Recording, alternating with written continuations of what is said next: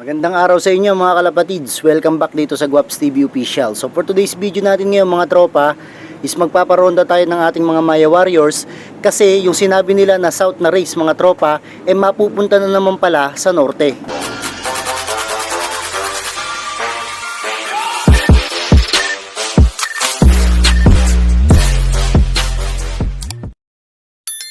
Maririnig nyo mga tropang kalapatids, mga kagwaps na umuulan dito ngayon sa lugar natin. So medyo marami tayong kailangan trainingin na kalapate kasi nagtutos na tayo nung nakaraan dito sa south. Nandito na tayo sa almost 20 kilometers na ng training natin. Kaso lang yung sabi nila na norte na mapupunta ng south mga kagwaps, ayun nga medyo nagkaalanganin. So lagay ko muna yung cellphone ko dito mga tropang kalapatids at magpaparonda tayo habang umuulan. Malupit ka talaga! Ang ganda mong lalaki!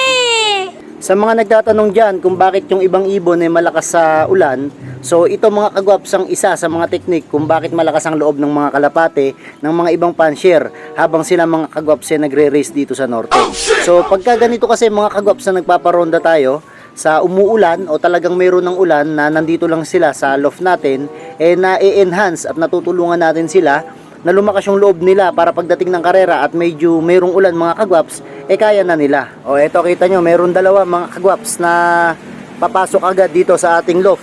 So ibig sabihin nito, medyo mahina yung loob nila kaya kailangan natin silang tulungan mga kagwaps. Samantalang itong iba mga kagwaps, ayan kabababa pa lang. So makikita nyo yung patak na ulan, hindi lang talaga ambon yan mga kagwaps, sa talagang ulan na sobrang lakas niyan. So kung makikita nyo rito, kailangan talaga natin to na gawin mga kagwaps. So ito, ginawa ko to, umakyat ako dito sa taas kahit sobrang lakas ng ulan kasi gusto ko mga kagwaps na matulungan ko itong ating mga kalapate. So kung titingnan nyo mga kagwaps yung paligid, sobrang dilim, tapos halos hindi na makita mga kagwaps yung mga bubong ng mga kapitbahay.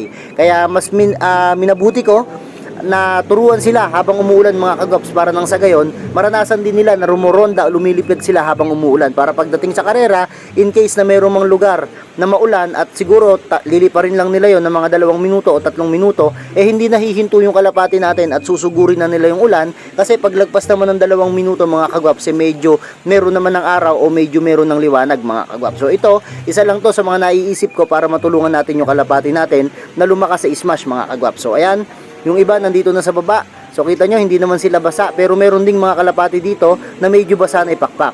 19 piraso to mga kagwaps yung mga hinihintay natin at pinapapasok natin. So iba-iba yung makikita natin dyan. Yung iba ayun pumupunta pa sa taas at parang gusto pang maligo sa ulan. And then yung iba naman mga kagwaps pumapasok na rin dito sa loob.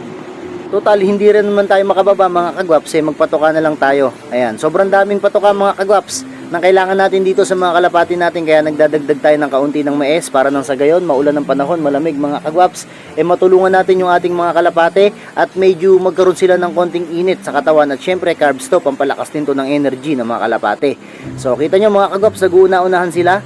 So kapag ganitong umuulan at hindi naman ako pwedeng lumabas at wala naman akong payong na dala rito sa taas mga kagwaps, so inabutan na rin naman tayo ng ulan dito, paamuin na lang natin itong mga kalapati natin at patukain natin dito sa kamay natin mga kagwaps. So ito'y ginagawa ko para nang sa gayon kapag ini-stick ko sila hindi sila sobrang natatakot sa akin kasi alam nila na ako'y nagpapatuka sa kanila.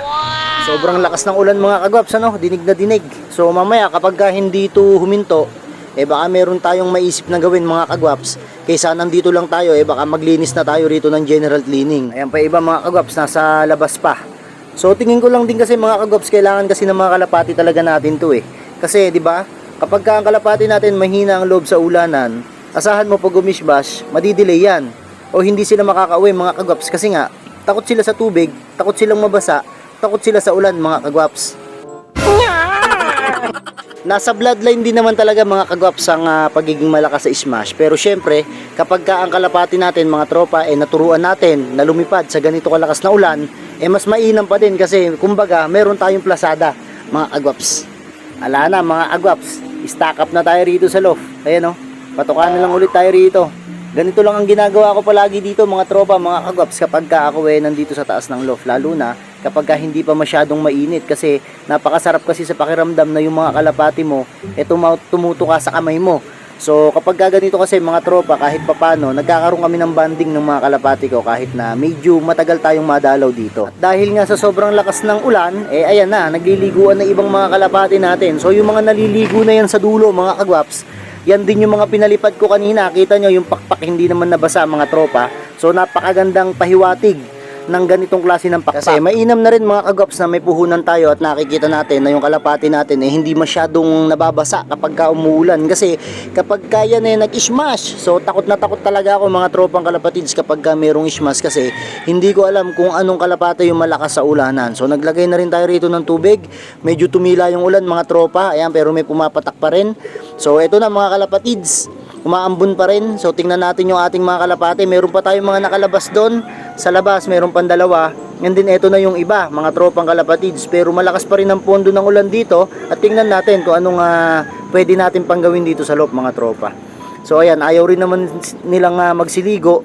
So maya maya kapag hindi rin nila ginamit to, kasi yung mga south hindi naman sila lumabas, so hindi rin sila naliligo dito mga tropa, at mas gusto nila yung tilansik ng ulan mga tropang kalapatids. Ayan, titira na naman yata yung ulan. Yan ang sinasabi ko mga kagwaps. Eto na nga, lumakas na naman yung ulan mga tropang kalapatids at medyo may patak-patak pa din na malalaki. So gawin natin mga tropa, maglinis na lang tayo ng loft.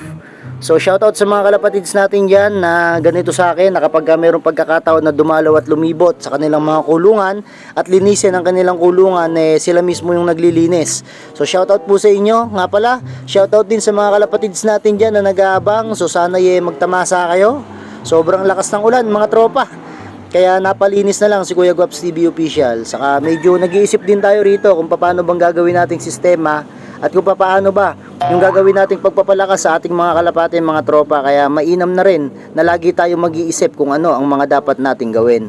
Malupit ka talaga! Ang ganda mong lalaki! Nga pala mga kalapatids, abang-abang po kayo dyan. So congratulations doon sa nabigyan natin kahapon ng isang young bird galing doon sa ating mga breeder. Sana all.